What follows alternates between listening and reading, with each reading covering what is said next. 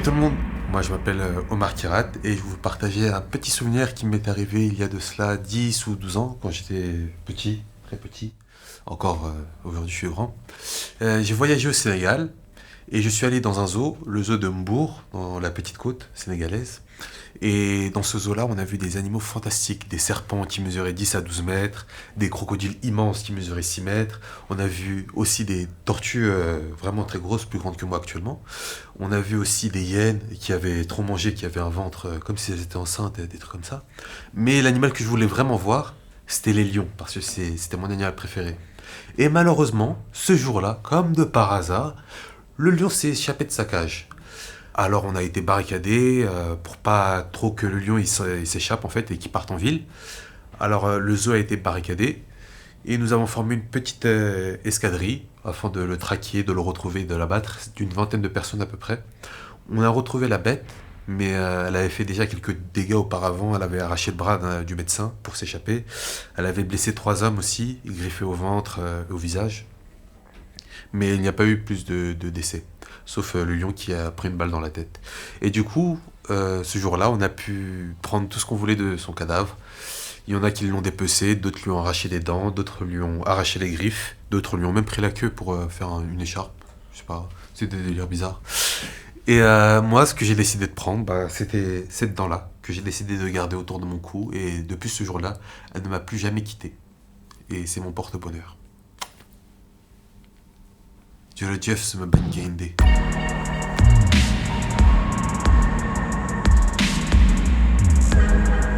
Je m'appelle Omen, j'ai très peu de souvenirs. La dernière chose que je me souviens, c'est que j'étais enfermé dans une pièce avec une odeur de produits chimiques. Peut-être que j'étais militaire, prisonnier de guerre. J'en sais rien. Depuis ce jour-là, il s'est passé 18 ans sans aucun souvenir. Et il y a 2 ans, je me suis réveillé dans des catacombes.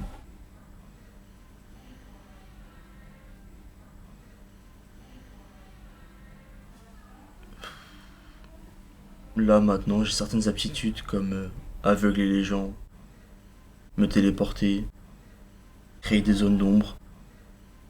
Je suis assez spécial en fait.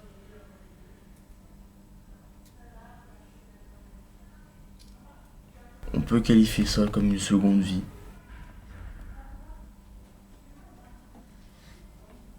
Et franchement, je l'apprécie.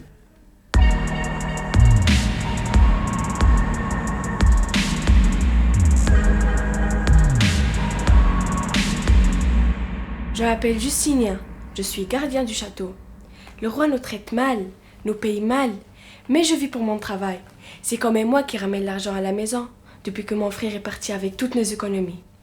Bon, il faut que je vous dise que j'entretiens une relation secrète avec le fils du roi, Édouard. L'autre jour, j'étais devant la porte, quand soudain il m'a appelé.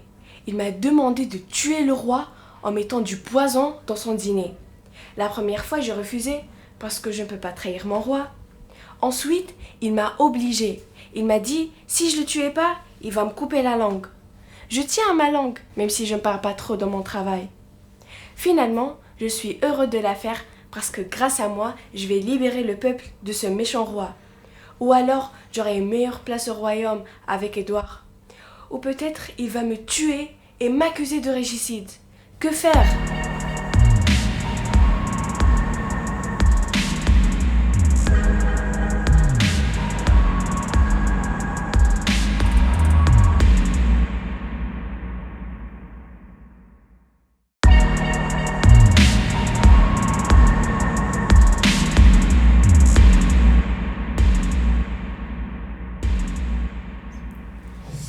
Vous voulez que je vous dise? Avant d'arriver dans ce collège, en fait, avant, j'étais vraiment pas quelqu'un de commode. Enfin, c'était vraiment un calvaire quand on m'avait dans sa classe. Je me rappelle de toute petite, depuis la maternelle jusqu'en 6e, je me rappelle les profs, ils m'aimaient pas du tout et j'avais été virée 4 fois de l'école. Bah, je me rappelle que le jour où je suis arrivée en sixième, le dernier trimestre, bah, mon père il m'avait dit que si je continuais à être insolent, à faire ça, bah, je devrais faire l'école à la maison. Et franchement, j'aimais pas ça à la maison, j'aimais pas rester, je sais pas pourquoi. Donc, arrivé en cinquième, à la rentrée de cinquième, je me rappelle, j'étais perdue, j'étais complètement perdue. Et j'essayais de trouver une salle parce que j'avais cours, je sais plus trop quoi. Et je me rappelle, bah, y avait une fille qui avait vu que j'étais complètement paumée et elle m'a montré la salle.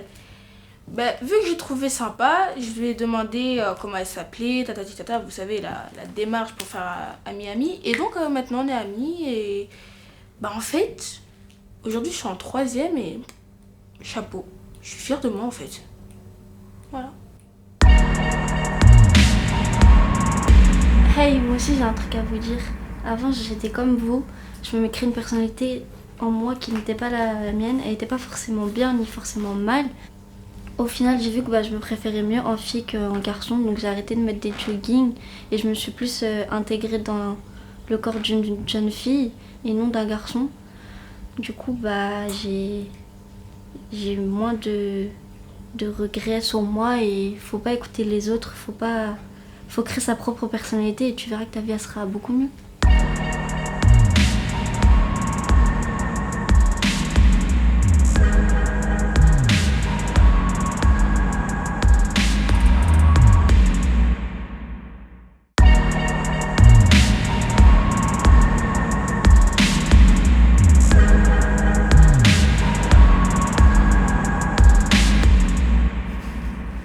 T'as vu, tu commences. Et commence. Bonjour, moi c'est Karim. J'ai Capricorne. C'est mon âge. Et lui, c'est... Présente-toi parce que je la flemme. Moi c'est Nounou. Et j'ai 26 ans, mais ma soeur m'a dit ça il y a 4 ans. Donc je te laisse faire le calcul. Ouais, parce que nous on est nuls en maths. Du coup on devait... Nul en maths, lui, il est nul en maths, Commence pas. Madame, il commence. Ça va pas le faire. On devait te raconter l'histoire. Comment on est venu là, comment on est devenu trop riche. En fait, il y a des grands de ma cité. Quand j'étais petit, en 6ème. Ouais. Quand j'étais petit, ils me donnaient des carambars au C'était de la caram. drogue, c'était de la drogue. Arrête de dire ça. Commence pas, tu vois. commence pas. J'ai tout mis dans mon sac à Après, je dos. vais te dire, commence pas. C'est bon, C'était des carambars au caramel et en fait, je sais pas comment ils faisaient, ils les mettaient ensemble et ça donnait des gros trucs comme ça. Et en Des fait, plaquettes. Arrête de... commence pas, vas-y, Arrête, t'as tout mis dans mon sac à dos. commence pas. Attrapé. C'était des carambars au caramel. L'écoutez pas, ils mangeaient des glaces à la mayonnaise en primaire. C'est bon les gars. Vas-y, raconte l'histoire, parce que je vois que tu fais quoi. On était en 6ème et lui il avait plein de drogue, il a tout mis dans mon sac à dos. C'est pas vrai, c'est des carambars au caramel. Ouais, après le CP il en a mangé un morceau, il est tombé dans le coma. Mais non, c'était parce que il était allergique au caramel. Ah, Et il la- savait pas. La principale aussi. Ouais, Et c'est pour ça ils ont tout mis dans une feuille bizarre là, ils ont fait un rouleau. ouais. Ah. Et il donnait aussi des pastèques, des petits boules vertes. Quand tu manges, c'est des chewing-gums. Comme ça c'était des petites boules blanches de cocaïne. Ah. Arrête de non, Assume. c'est pas vrai, c'était de la farine. Non, c'était des grammes. Et aussi, il y avait plein de trucs. Il y avait du sucre dans les bonbons. Non, Qui c'était pique de la, là. ça, c'était de la coke, ils m'ont dit les gros. Arrête. C'était de la coke. Commence pas. Il a tout mis dans mon sac à Arrête, dos. je vais pas taper. Je t'ai même pas touché. Arrête de faire genre. Après, Commence pas. Il y avait aussi les chewing-gums, les pastèques. Et c'était bon. Non, c'était des grammes ça aussi encore avec plein de. Arrête de mentir. Assume. Arrête, Déjà, arrête de reculer, me fais je vais virer. pas te taper. Je me suis viré à cause de lui parce qu'il a tout mis dans mon sac à dos. Ah mais parce qu'il ramène que des bonbons aussi, c'est un ouf, après il dit c'est moi. C'est pas vrai. Ah, on allait chez mon pote Mounir. Mounir, t'as essayé Ah ouais, Mounir, les tartes au citron. Ouais, les lingots d'or. Ouais, Les lingots d'or. arrête de reculer, je vais pas te taper. Les lingots Vas-y, d'or. ouais. Des lingots. Il nous a donné Des- un plan pour aller pétaler les C'était lingots des d'or. tartes au citron. Des lingots d'or. Commence pas à dire n'importe quoi là. C'était. Des lingots d'or. J'ai une tête à voler des lingots d'or. Des lingots. Des Après, tartes au citron. on a tout pris, on a été sur un yacht. On voulait aller à Marrakech. Alors de base, je lui ai dit, viens, on va à Alger. Il m'a dit, non, à Marrakech, c'est mieux.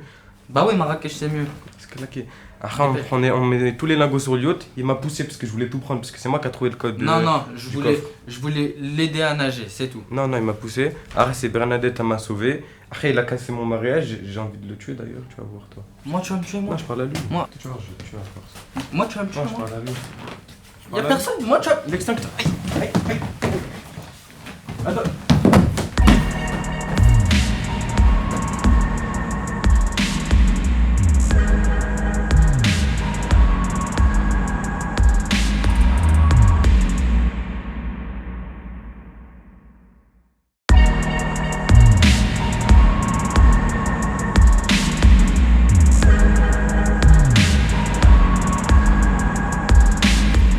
Bonjour, je m'appelle Youssef et j'ai presque 18 ans. Je suis là pour raconter une petite histoire, ça passe avec moi. Un jour, je pars avec mon frère, avec mon petit frère. On a parti acheter des baguettes. Et je suis avec lui, on a rigolé, on a fait des blagues. Lui, il a fait des mauvaises blagues comme d'habitude. Et moi, j'ai rigolé comme un ouf là. C'est vraiment très drôle. Mais on a dans la rue, on a regardé une personne. Il a couru comme un ouf. Il a couru. Après, il a arrêté devant nous. Il a dit, donnez l'argent maintenant ou je vais le tuer. Moi, j'ai dit non, je donne pas l'argent. Je donne pas l'argent, impossible. Dans ce cas, il a sorti un couteau. Il a tapé moi. Après, moi, je suis tombé là, comme ça. J'ai regardé mon frère. Il tape lui. Après, mon frère, il a tombé. Dans ce cas, moi j'ai regardé mon frère, j'ai dit, mon frère, s'il vous plaît, tu meurs pas, s'il vous plaît, tu meurs pas. Et moi j'ai regardé lui, il a aucun sens, même pas il a bougé. Mais dans cette seconde, j'ai regardé une autre personne là. Et cette personne, il a couru devant moi. Dans ce cas, j'ai compris, cette personne c'est pas une personne normale. C'est un démon. Dans ce cas, j'ai peur. Et lui, il a dit, ton frère, il va partir à l'enfer. Et il a aucun personne l'aide. Dans ce cas, j'ai dit non, s'il vous plaît, arrête. S'il vous plaît, arrête. Non, s'il vous plaît. Et après, les anges, il a dit, non, tu peurs pas, ça passe rien. Dans ce cas, je prendrai ma tête et je dis, arrêtez vous les deux, s'il vous plaît, arrêtez. Et après j'ai fermé mes yeux. Et j'ai peur. Mais dans une seconde, je vais ouvrir mes yeux. Et là je trouve moi, je suis dans un lit. Et mon frère, il dort avec moi, à côté de moi. De son cas, j'ai compris c'est juste un rêve. Et je suis calme.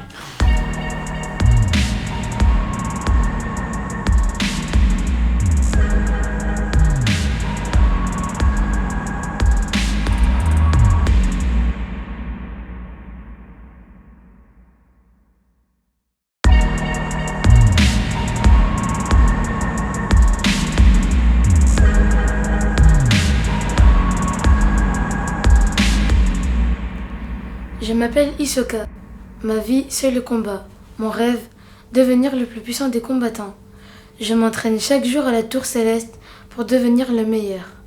Je ne ressens aucune émotion, aucun sentiment, à part parfois la déception. Quand je perds un combat. La première fois que j'ai perdu un combat, je suis descendue d'un étage. La deuxième fois, je l'ai trop pris à la légère. Alors j'ai dû recommencer de zéro. Ma motivation reste infaillible. Alors j'irai jusqu'au bout.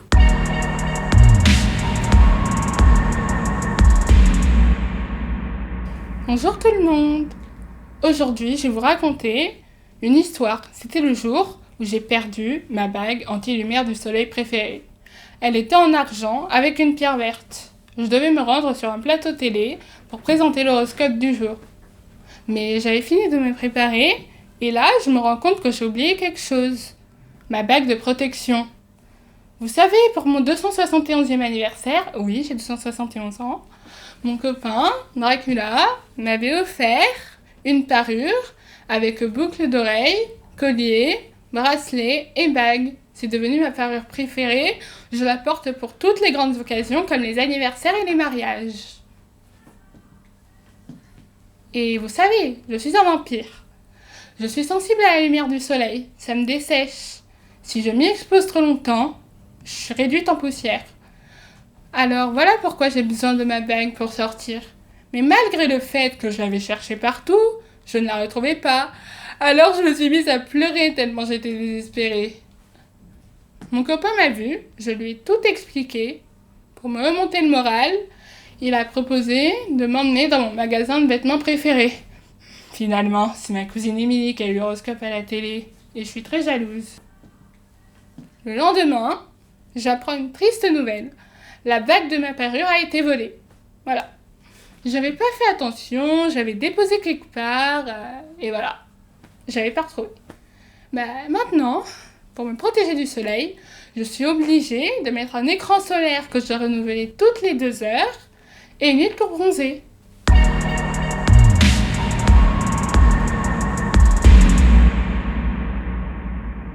Bonjour, je m'appelle K, donc je suis chef de l'organisation des Terres délaissées. Donc je vais expliquer un peu mon histoire. Donc le Terre, ce moment-là est divisé en 2 parties. Donc The Future, qui est une grande partie dirigée par des grands scientifiques et des personnes intelligentes avec de hautes technologies, et les Terres délaissées, la deuxième partie où toutes les familles qui n'ont pas vraiment servi à quelque chose sont livrées à eux-mêmes, sans nourriture, sans abri, sans rien. Donc je faisais partie d'une famille des terres délaissées. Donc j'ai décidé de travailler, de réviser, de développer ma culture générale pour pouvoir rentrer dans The Future, pour ma famille, pour les aider. Ce que j'ai fait. J'ai été invité à rejoindre The Future. J'étais un peu perdu, je ne savais pas quoi faire. J'ai été invité pour une école d'économie sociale, mais je n'avais pas d'abri, je ne savais pas où m'abriter, etc. Puisqu'une fille m'invite, elle m'a hébergé, elle m'a aidé, elle m'a montré. Puis un jour, elle a décidé de me divulguer des informations sur The Future qui sont totalement top secret. Et elle m'a dit de ne pas divulguer ces informations, mais je trouvais ça vraiment atroce de ne pas divulguer ces informations au vu des gens qui habitent dans les terres délaissées. Donc j'ai décidé de créer un compte anonyme, puis petit à petit j'ai commencé à donner les informations jusqu'au jour où j'ai été éjecté de The Future. Quelqu'un m'avait trahi et donné aux autorités. Et grâce à mes amis des terres délaissées, j'ai su que c'était la fille qui m'avait hébergé. J'avais tellement de rage et de haine que j'ai décidé de créer une organisation, les terres délaissées, ce que je suis aujourd'hui. Donc petit à petit, j'ai commencé à créer un monde utopique encore meilleur que The Future. Et petit à petit, les gens demandaient à venir, donc j'ai accepté. Et un jour, j'ai invité cette fille à rejoindre. Elle était tellement contente de me rejoindre et elle voulait rester ici. Donc j'ai décidé de l'inviter dans mon bureau et on l'a tuée. Et c'était une bonne vengeance.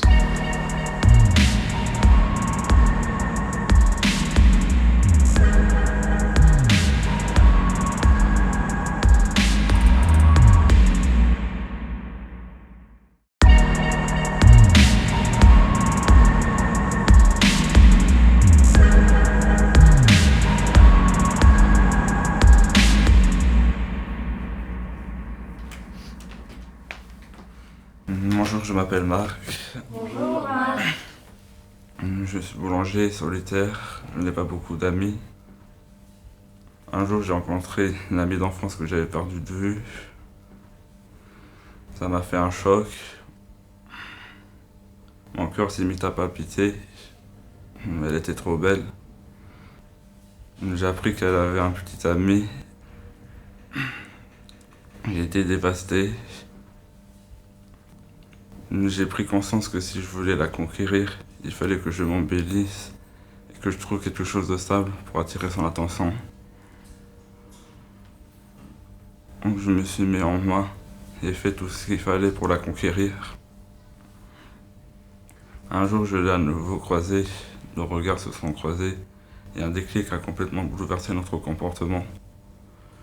Elle a quitté son ami, depuis nous habitons ensemble avec mon chat.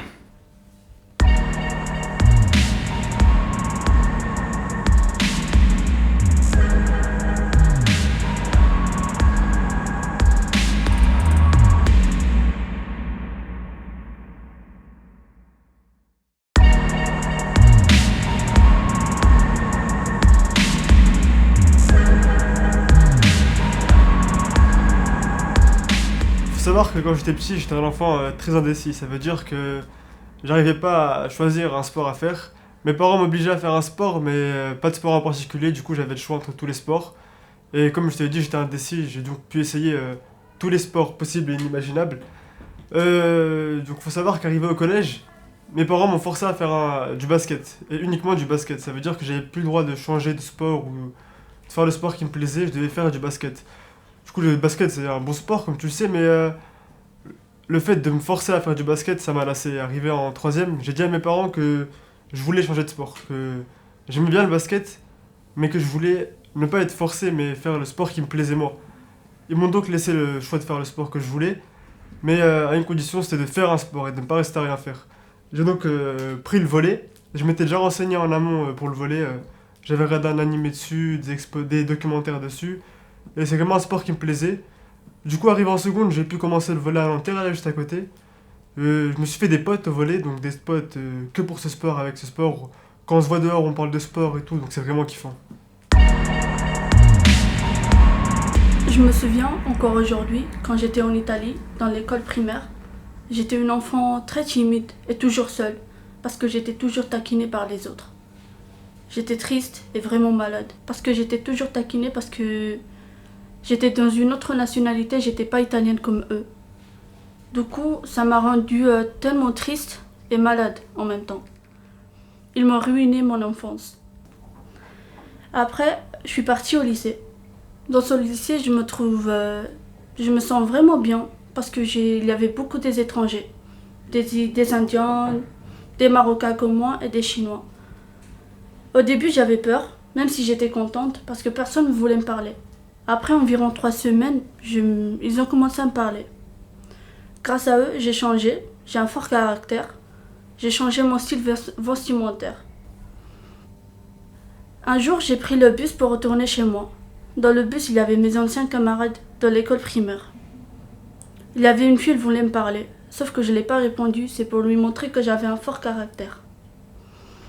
Après un an de lycée, je suis en France, avec des nouveaux amis et un nouvel environnement.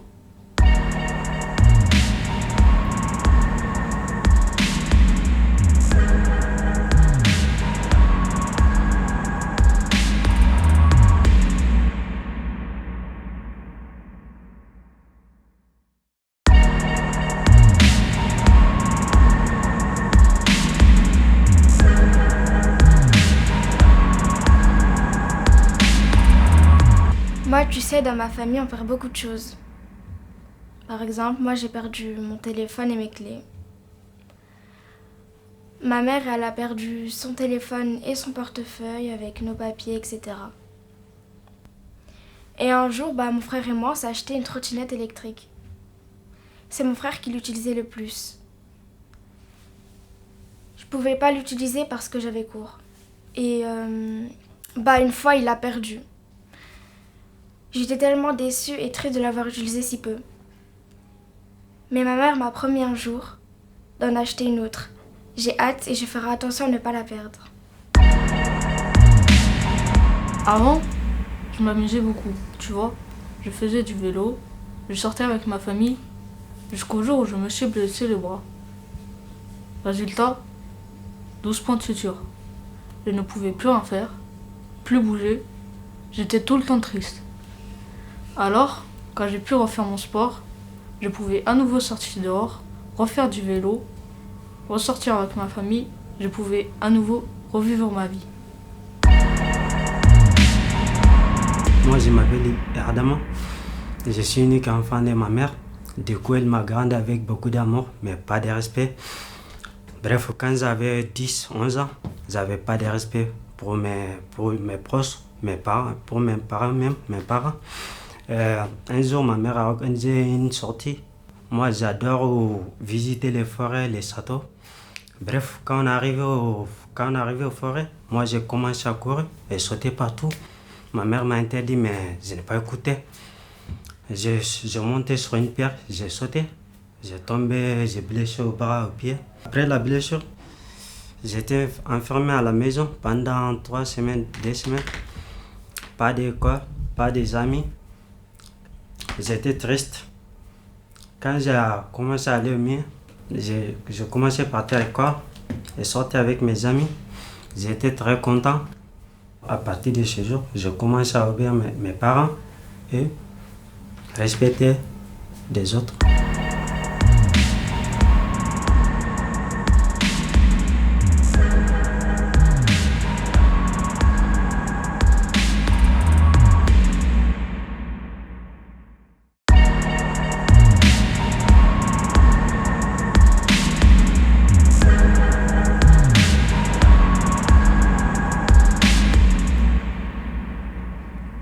Écoute petit, ce qui est arrivé à ton village est la vérité.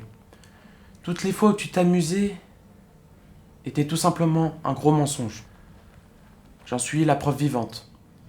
Je m'appelle Kazuya Miyamoto et j'ai 200 ans. Et je vais t'expliquer comment je les ai eus ces 200 ans. Tout commence quand j'étais petit, quand j'avais ton âge. J'étais comme toi, je voulais m'amuser, explorer. Bref, le temps passe et je décide de jouer à cache-cache avec mes parents.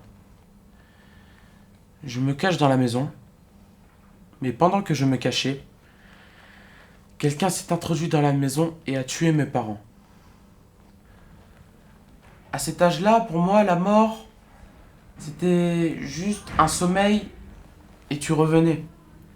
Mais après l'enterrement de mes parents, j'ai compris qu'ils allaient jamais revenir.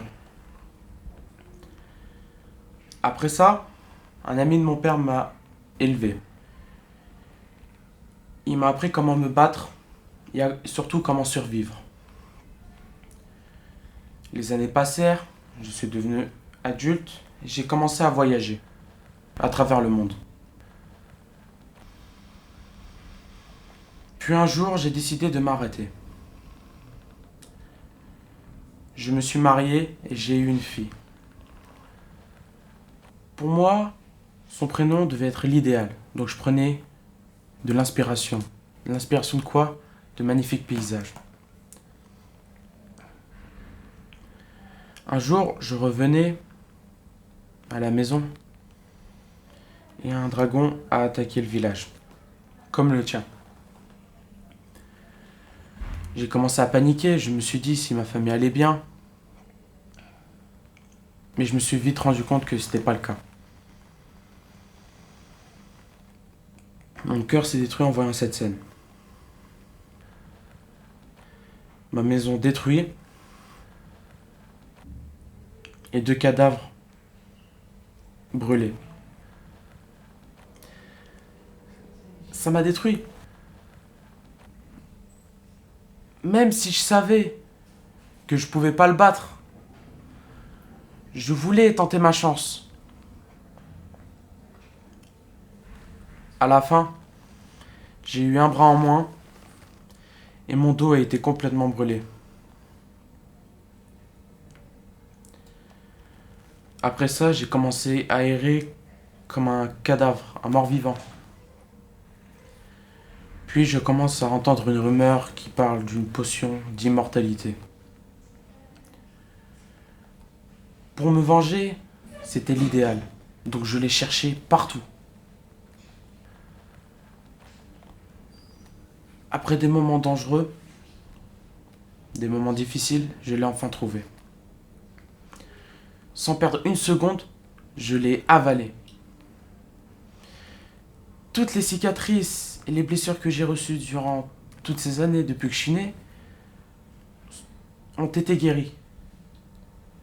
De la plus petite cicatrice à mon bras arraché. Mais une chose n'a pas été guérie. Mon dos. C'était comme un message de me dire de me venger. Après ça, j'ai commencé à tout simplement exterminer les dragons. Alors petit, après avoir écouté mon histoire, est-ce que tu veux me suivre ?